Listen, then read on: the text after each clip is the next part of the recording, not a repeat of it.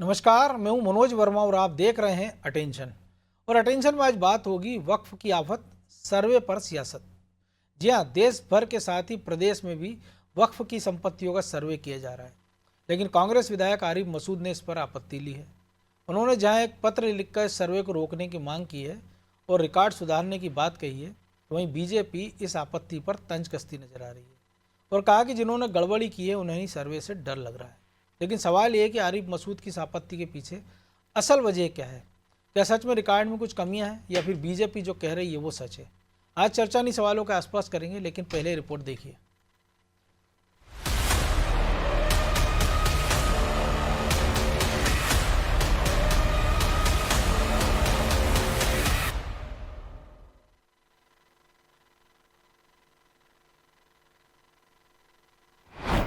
वक्फ की बड़ी आफत, सर्वे पर सियासत। वक्फ बोर्ड की तरफ से जमीन की जमाखोरी का अब खात्मा होना शुरू हो गया है। इसके लिए केंद्र की नरेंद्र मोदी सरकार ने वक्फ बोर्ड की संपत्ति को लेकर नया कानून बनाने की तरफ कदम बढ़ा दिया है। वक्फ से जुड़े कानून में 40 तरह के बदलाव होने वाले हैं।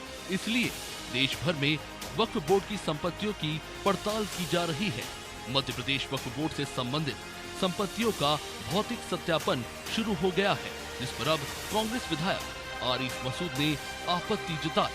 उन्होंने जेपीसी अध्यक्ष जगदम्बिका पाल, प्रदेश के मुख्य सचिव अनुराग जैन और लोकसभा अध्यक्ष ओम बिरला को पत्र लिखा है। साथ ही सर्वे रोकने की मांग की है। आरिफ मसूद की मांग है कि पहले रिकॉर्ड में सुधार किया जाए और उसके बाद सर्वे हो। वक्फ बिल को लेकर बहुत ज़्यादा सरकार ये कह रही है कि हम वक्फ की संपत्तियां बचाना चाहते हैं, जबकि ये गलत है। जेपीसी को मैंने एक पत्र लिखा और जेपीसी से मांग करी है कि आप पहले रिकॉर्ड दुरुस्तीकरण करवाएं। जब रिकॉर्ड दुरुस्तीकरण हो जाए उसके बाद मध्य प्रदेश की वक्फ की संपत्तियों का फिर आप रिपोर्ट लें। मैंने मध्य प्रदेश के मुख्य सचिव को भी पत्र लिखा, जेपीसी के अध्यक्ष को भी लिखा और एक PIL भी ऑलरेडी मध्य प्रदेश उच्च न्यायालय में दर्ज है, जिसमें रिकॉर्ड दुरुस्तीकरण की मांग की गई है। नोटिसेस जारी हो गए। ऐसे नोटिसेस जारी होने के बाद अनन फनन में कोई सी भी वक्फ प्रॉपर्टी किसी के भी नाम पे दर्ज करना गलत हो जाएगा और ये जो नुकसान होगा इसका भरपाई फिर कौन करेगा? कुछ दिन पहले ही केंद्र सरकार ने विपक्ष की 500 से ज्यादा सिफारिशों को खारिज करते हुए 14 धाराओं में सभी 32 संशोधनों को मंजूरी दी। इन सब के बीच प्रदेश की मोहन सरकार ने वक्फ संपत्तियों का भौतिक सत्यापन शुरू कर दिया। हालांकि अब आरिफ मसूद की आपत्ति पर बीजेपी ने पलटवार की और कहा कि जिन लोगों ने गड़बड़ी की है उन्हें ही इस सर्वे से डर लग रहा है। पार्लियामेंट्री कमेटी की सिफारिशों पर और जो प्रक्रियात्मक विषय चल रहे हैं, अगर उस पर भी कांग्रेस समेत आरिफ मसूद जैसे सभी नेताओं को आपत्ति है, तो ये उनकी बौखलाहट भी दर्शाता है और ये भी दर्शाता है कि चोर की दाढ़ी में तिनका है। जिनको सर्वे से आपत्ति है, संदेह के घेरे में वो ही आते हैं कि जरूर उन्होंने वक्फ के नाम पर कुछ ना कुछ घालमेल किया होगा।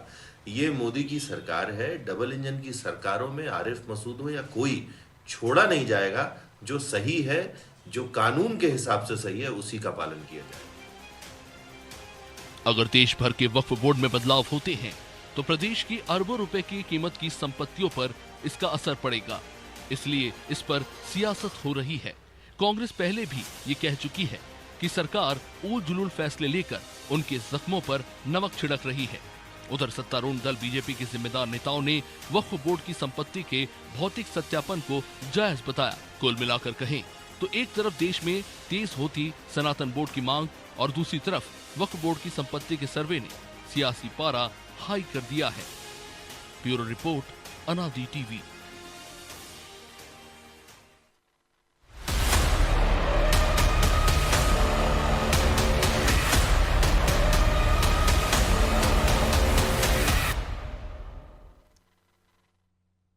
तो इसी पर चर्चा करने के लिए हमारे साथ जुड़ गए वरिष्ठ पत्रकार अशोक शुक्ला और हमारे सहयोगी प्रभु पटेरिया और ब्रजेश चौक से। वो स्वागत है शुक्ला जी आपका अनादि टीवी में। धन्यवाद। और जब से जेपीसी का गठन हुआ है, क्योंकि जब बिल लाया गया बड़ा हो हल्ला मचा, जेपीसी बना दी गई और उसने भी अपनी सिफारिशें अब कंप्लीट करके वो बिल लगभग कह सकते हैं कि लोकसभा अध्यक्ष को दे दिया वो किसी भी दिन पटल पर आ सकता है। लेकिन उसी के परिप्रेक्ष्य में मध्य प्रदेश में भी सर्वे शुरू हो गया है। सारी जो संपत्ति है उनका भौतिक सत्यापन हो रहा है कि किसके नाम पर दर्ज है, कौन वहाँ काबिज है। और अब आरिफ मसूद अगर ये चिट्ठी लिख रहे हैं, इसको रोकने की मांग कर रहे हैं, तो इसको आप कैसे देखते हैं? नहीं, देखिए, आरिफ मसूद जो है चिट्ठी लिख रहे हैं, उनका क्या मकसद है ये तो वो जाने।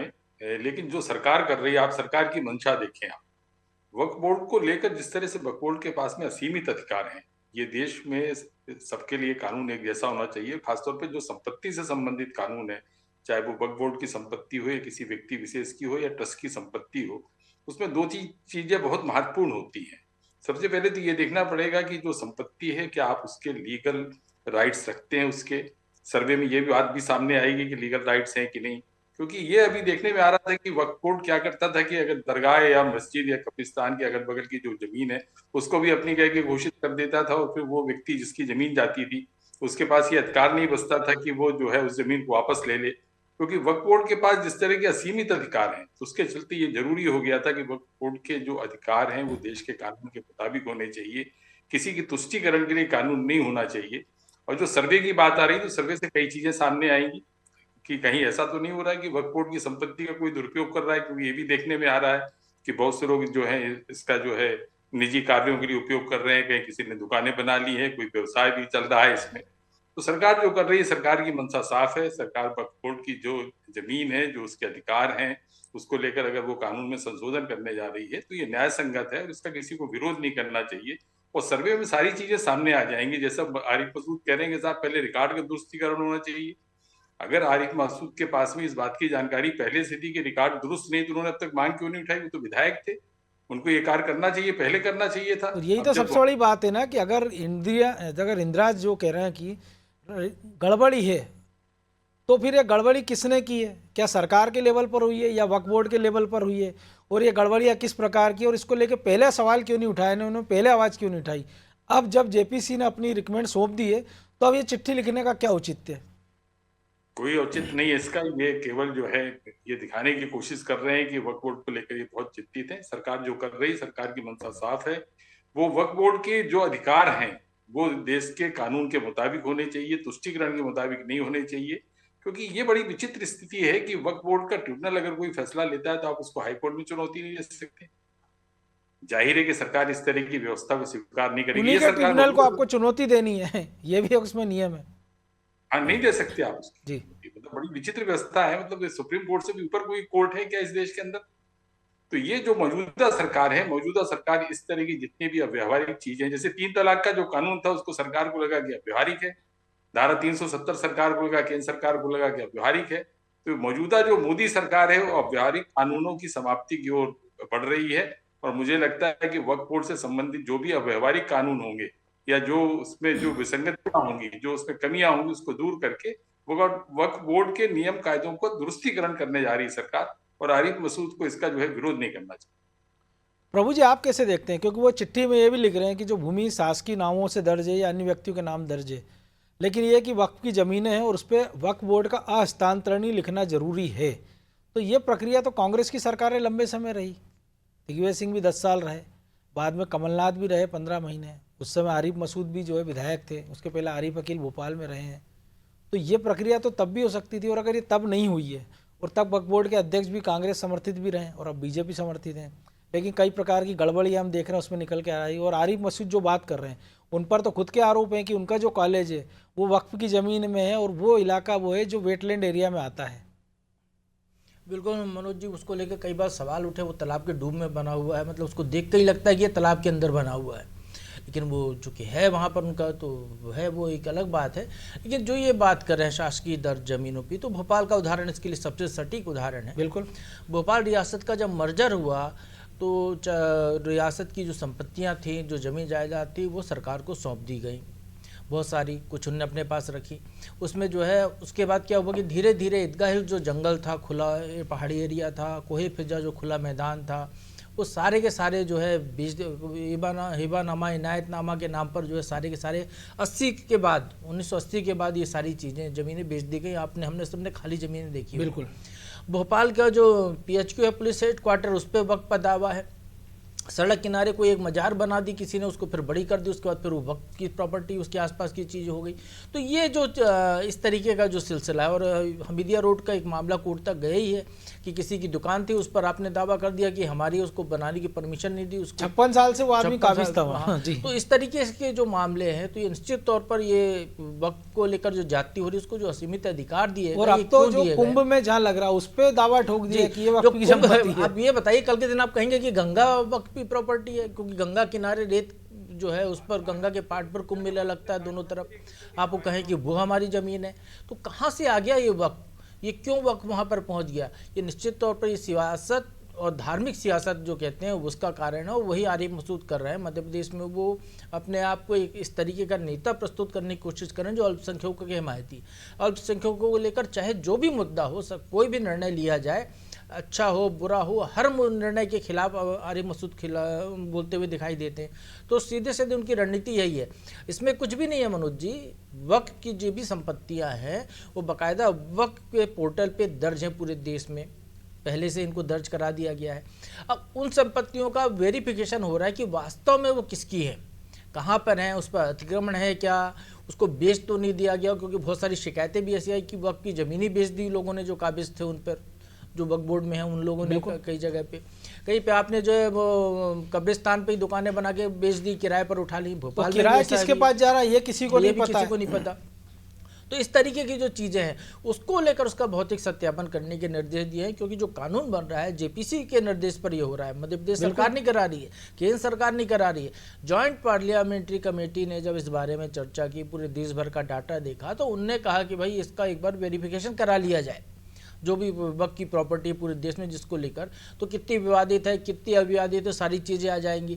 उसका अब जब नया कानून आएगा उसके बाद उसको उस तरीके से उसका निराकरण भी हो सकता है। तो इसके लिए उनने वो कराया है। अब वो संसद में जाएगा तो संसद में जो कानून पास होगा उसके बाद ही लागू होगा। लेकिन जेपीसी की बात यदि हम करें, जेपीसी में तो सभी दलों के लोग थे ना, उनकी सहमति से वो आदेश जारी हुआ जेपीसी कमेटी की तरफ से, बिल्कुल कि इसका, तो उसको ले, उसमें तो कांग्रेस के लोग भी थे, उसको लेकर आरिफ मसूद की ये बात गले उतरने वाली बिल्कुल नहीं है। वो केवल और केवल या वो उस राजनीति कांग्रेसी कर रहे हैं। सदस्यों से मिलकर बता देते कि भाई आप जेपीसी के सामने समक्ष पेश हो, तो ये जो आपत्तियां हैं इसका भी निराकरण होना चाहिए, तो ज्यादा बेहतर होता। बिल्कुल मनोज जी, और 78 देश को आज़ाद हुए 78 साल हो गए, 78 साल बाद भी हम इसी बात पर लड़ रहे हैं कि ये किसकी प्रॉपर्टी है किसकी नहीं है, ये ज़मीन पर किसका दावा है उसका नहीं। वक्त ने जिस ज़मीन को इशारा कर दिया ये हमारी है, तो सामने वाला परेशान होता फिरे, वो उसकी कहीं कोई सुनवाई नहीं होती है। अब कुछ उसको अधिकार मिल रहे हैं जो गैर जायज़ तरीके से जो संपत्तियां कब्जाई जा रही हैं, प्राइम प्रॉपर्टी पर हक जताया जा रहा है, तो उसको लेकर अब ये नया कानून बनने जा रहा है। तो स्वाभाविक तौर पर उसका स्वागत करना चाहिए उनको कि वक्त, इसमें कानून का ये भी तो एक फायदा है ना कि वक्त की जो प्रॉपर्टी है अब वो कोई बेच नहीं पाएगा, वो वक्त की ही रहेगी, उस पर कोई बेजा कब्जा नहीं कर पाएगा, उसका कोई खुर्द-बुर्द नहीं कर पाएगा। उससे जो आय हो रही है वो मुस्लिमों के वक्फ बोर्ड को ही जाएगी, उसके जरिए मुस्लिमों के कल्याण के लिए खर्च होगी। तो ऐसे तमाम फायदे भी उसके, उनको केवल नुक्स ही नुक्स दिखता है, क्योंकि उनको केवल राजनीति करनी है, उनको उसके बारे में कोई जो उससे अच्छे बेहतर परिणाम आने वाले वो दिखाई नहीं दे रहा है। ये एक इसमें बड़ी बात समझ में आ रही। और क्योंकि जो एक ऐसे बोर्ड जिसके पास सेना रेलवे से ज़्यादा संपत्ति है 3 लाख करोड़ की, उससे पता तो चले कि कितनी आय हो रही है और कितने मुस्लिमों के कल्याण में खर्चा हो रही है, तो इसकी तो कोई बात उठा ही नहीं रहा है। निश्चित तौर पर मनोज जी ये सवाल उठने चाहिए और इसको मुस्लिम समाज से उठाना चाहिए, उनको इस बारे में उठाना चाहिए कि उनके जो रहनुमा बने बैठे हैं, जो जगह जगह कब्जे करके बैठे हैं, किन्ने उनको ज़मीनें दी, कहाँ पर है। भोपाल में एक सराय है उस पर ही कब्जा है, बिल्कुल एक विधायक पर आरोप लगते रहे। हाँ, आरोप लगते थे, तो वो उनकी प्रॉपर्टी तो थी नहीं, वो उनके नाम किसी ने हिनायतनामा हिबानामा किया नहीं, वो वक्त भी प्रॉपर्टी होगी तो वो कैसे काबिज है उस पर। तो इस तरीके के बहुत सारे मामले पूरे देश में भरे पड़े हैं। रेलवे स्टेशन के दोनों ओर की ये तमाम सारे के मामले आए। तो लेकिन ब्रजेश जी, एक देश में एक कानून है प्लेसेस ऑफ वर्शिप एक्ट, जो ये कहता है 1950 के पहले की जो धार्मिक स्थलों की स्थिति है हिंदुस्तान में हिंदुओं के, उसको आप नहीं छुएंगे। उसको लेकर सुप्रीम कोर्ट ने भी मामला चल रहा है। और एक कानून आप बना देते हैं कि कोई एक बोर्ड ये कह देता है कि ज़मीन हमारी है, चाहे वो ये कह दे कि वो 50 साल पहले से थी हमारी या अगले 50 साल वो कहता रहे हमारी है, तो उसको एक तरह से छूट मिली हुई है। उसको लेकर एक विधायक जरूर आवाज़ उठा रहे हैं जो अभी वक्फ बोर्ड को लेकर, लेकिन जो मुस्लिम समाज के अंदर से कोई आवाज़ नहीं उठ रही है कि जिन लोगों ने ये दान पत्र लिखे हैं वो लोग कौन थे, क्या उनकी आर्थिक स्थिति ऐसी थी कि जिन्होंने हजारों एकड़ ज़मीनें इबादत गाहों को दे दी, ईदगाह को दे दी, दरगाहों को दे दी, मस्जिदों को दे दी या बोर्ड को दे दी। और अब जो लोग काबिज हैं वो लोग कौन हैं, और जो लोग किराया ले रहे हैं वो लोग कौन हैं, और जो लोग किराया दे रहे हैं वो लोग कौन हैं? देखिए मनोज जी, जो कानून की आपने बात की, बनाए किसने? क्या सियासत से प्रभावित होकर वो कानून बने थे? एक वर्ग को संतुष्ट करने के लिए, और एक वर्ग को आपने ज़्यादा असीमित अधिकार दे दिए। वक्फ बोर्ड की हम बात करें, तमाम जो कानून है कि तुष्टिकरण वहाँ दिखता था। रही बात अभी विरोध क्यों कर रहे हैं लोग, तो विरोध कौन कर रहा है? जो आपने भी कहा है, कोई मुस्लिम समाज का व्यक्ति आके विरोध कर रहा है क्या? नहीं कर रहा ना। वो लोग विरोध कर रहे हैं जो कहीं ना कहीं इससे प्रभावित होंगे सर्वे से। लेकिन सर्वे जब मुझे ने इशारा तो कर ही दिया कि वो क्यों कर रहे हैं आरिफ मसूद भी जी। निश्चित तौर पर वो एक अल्पसंख्यकों के, खासकर मुसलमानों के रहनुमा बनने चाहते हैं। फ्रांस में यदि कोई कांड हो जाता है तो आप देख लीजिए, कुरान को लेकर कार्टून को लेकर बन भोपाल जाता में है, तो वो भोपाल में कोरोना काल में प्रदर्शन कर देते हैं मनोज जी। तो वो एक नई लाइन खींच रहे हैं, या वो हम कह सकते हैं मुसलमानों के नेता बनना चाहते हैं। उनको बाकी चीज़ से कोई मतलब नहीं है। वो जिस क्षेत्र को बिलोंग करते हैं, जिस विधानसभा को बिलोंग करते हैं, वो मुस्लिम बहुल सीट है, तो वो चाहते हैं कि वहाँ से लगातार वो होते रहे, जीतते रहे। दूसरी तरफ हम देखते हैं उन्हीं के पड़ोस में जो राजनीति करते थे आरिफ अकील, वो इस तरह से राजनीति नहीं करते थे ना, उनके बेटे उस तरह से राजनीति कर रहे हैं। तो आरिफ मसूद की एक अलग लाइन है, वो किस तरह से आगे बढ़ना चाहते हैं। तो रहे नहीं दुनिया, उनका बेटा आ गया आतिफ जी। तो आप देखिए वो किस तरह से आगे बढ़ना चाहते हैं, वो साफ नजर आते हैं उनकी गतिविधियों से। रही बात वक्फ पर, तो वक्फ पर विरोध करने के पीछे भी उनकी यही मंशा है, यही रणनीति है। लेकिन कोई मुस्लिम समाज से विरोध कर रहा है क्या? वक्फ पर अब तक काबिज कौन रहा है? उसमें तो मुस्लिम लोग ही कमेटी में रहते थे ना। तो यदि संपत्तियों का जिस तरह से खुर्द-बुर्द करना हो, उनको बेचना हो, उनके जो आय हो रही है उसका दुरुपयोग किसने किया? वो राजनेताओं ने, जो पावरफुल हैं, वो जो एक दल से विशेषकर जो रहे हैं। तो अब उनको एक तकलीफ हो रही है कि सर्वे होगा तो कल ही खुल जाएगी। जो सराय की बात कर रहे हैं हम, ये ऐसी बहुत सारी संपत्तियां हैं, बहुत सारी ज़मीन है मनोज जी, जिसमें नेताओं ने, पावरफुल लोगों ने और उस समुदाय के बड़े लोगों ने कब्जा कर रखा है। तो वो कब्जा कर रखा है, उसकी आय भी खुद अर्जित कर रहे हैं या उसका दूसरे तरीके से उपयोग कर रहे हैं, खुद के लिए उपयोग कर रहे हैं, किराए पे दे रहे हैं। तो वो और जो ज़मीनों पे कब्जा है, जिस तरह से जो असीमित अधिकार आपको दिए गए हैं कि आपने कहा कि ये ज़मीन हमारी है, मैं इस पर 56 साल से हूँ, ज़मीन वक्फ बोर्ड की हो गई और अब वक्फ बोर्ड ने डिक्लेयर कर दिया हमारी ज़मीन है, ना मैं हाई कोर्ट जा सकता हूँ, जाऊँ सुप्रीम कोर्ट, लड़ाई लड़ूँ ऊपर तक। आप तो देखिए कितना आपको पाबंदियाँ लगा दी गई। जो नीचे फैसला हो सकता था उसके लिए सुप्रीम कोर्ट जाना हर आदमी के लिए आसान है क्या? आप देखिए कि तो ये परिस्थितियां क्यों निर्मित की गई? ये निर्मित इसलिए, लेकिन एक पहलू है ना कि अगर वो महाकुंभ में हम देखते हैं सनातन बोर्ड की मांग उठने लगी है, तो उसको लेके कहने लगते हैं कि देखिए बहुसंख्यक लोग जो है देश में हिल मिलकर नहीं रहना चाहते, माहौल खराब कर रहे हैं। तो ये क्यों नहीं मांग करेंगे? जब आज की तारीख में लोग समझदार हो गए हैं, जागरूक हो गए हैं, सोशल मीडिया का दौर है, उन्हें पता है ना कि आपके साथ कैसा भेदभाव हो रहा है। जब आप कानून बना रहे हो तो एक वर्ग के साथ आप किस तरह से अन्याय कर रहे हो, एक वर्ग के साथ क्या क्या सहूलियतें आप दे रहे हो, उनको कितने अधिकार दे रहे हो। तो निश्चित तौर पर जब एक कानून की बात होगी, जब तो इस तरह की मांग उठेगी, क्योंकि आपने मौका दिया है ना। यदि आप वक्फ बोर्ड नहीं होता तो सनातन बोर्ड की मांग कौन करता? कोई करता ना, नहीं करता। लेकिन अब तक नहीं की गई है। लेकिन जब लग रहा है कि असीमित अधिकार उनके पास हैं, वो दुरुपयोग कर रहे हैं उसके तो दूसरे पक्ष मांग करेगा ही कि हमें भी अपने अधिकार दीजिए, हम भी सनातन बोर्ड बनाएंगे और जो सनातन के माध्यम से या धार्मिक आधार पर जो आय आएगी उसका हम सनातन को उसके कामकाज में लगाएंगे। आप देखिए, एक पक्ष को अधिकार है कि वो अपनी धार्मिक शिक्षा दे सकता है, दूसरे पक्ष कहाँ से देगा शिक्षा? उसको आपने वो अधिकार दिए नहीं। यदि सनातन बोर्ड बनेगा, मंदिर उसमें दान आएगा, तो वो भी इस तरह से स्कूल खोल लेंगे, जिस तरह से मिशनरी स्कूल हैं, जिस तरह से मदरसे हैं, तो वो स्कूल खोलकर लोगों को अपनी धार्मिक शिक्षा देंगे। तो वो अधिकार उनको भी मिलना चाहिए ना।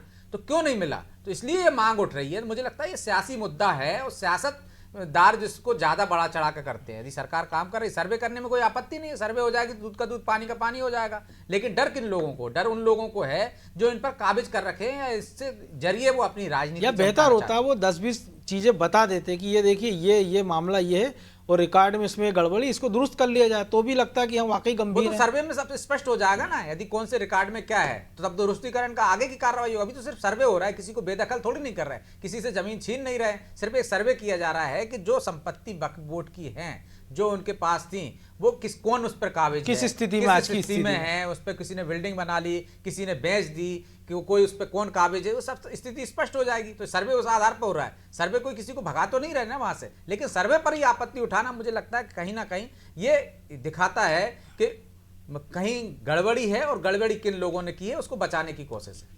कहीं तो कुछ गड़बड़ है। लेकिन फिलहाल वक्त इतना ही था। बहुत धन्यवाद शुक्ला जी। तो वक्फ बोर्ड को लेकर सियासत नई बात नहीं है, क्योंकि जब से वक्फ बोर्ड बिल आया है और जेपीसी को गया, तब से लेकर सियासत लगातार तेज है। जो विपक्ष की आपत्तियां थी उनको खारिज किया गया, सत्तारूढ़ पक्ष के जो सुझाव थे उनको उसमें शामिल किया गया, हंगामेदार बैठकें हुई, और जब ये मामला लग रहा था ठंडे बस्ते में चला जाएगा तो फिर आरिफ मसूद ने एक नई बहस छेड़ दी है। लेकिन अभी तक तो वो फिलहाल अकेले खड़े नजर आ रहे हैं, ना उनको अपनी समाज के लोगों का समर्थन दिख रहा है, ना पार्टी का। तो ऐसे में क्या इसको एक सियासी एजेंडा माना जाए या अपने एक व्यक्तिगत हित माना जाए, ये तो आम लोगों पर निर्भर करता है, और मुस्लिमों को इस पर देखना होगा कि कौन उनकी चिंता कर रहा है। वक्फ बोर्ड को लेकर जो बात आरिफ मसूद कर रहे हैं वो सही है, या जो भी जेपीसी ने की वो सही है। अटेंशन में आज इतना ही, मुझे दीजिए इजाज़त और आप देखते रहिए अनादि टीवी। नमस्कार।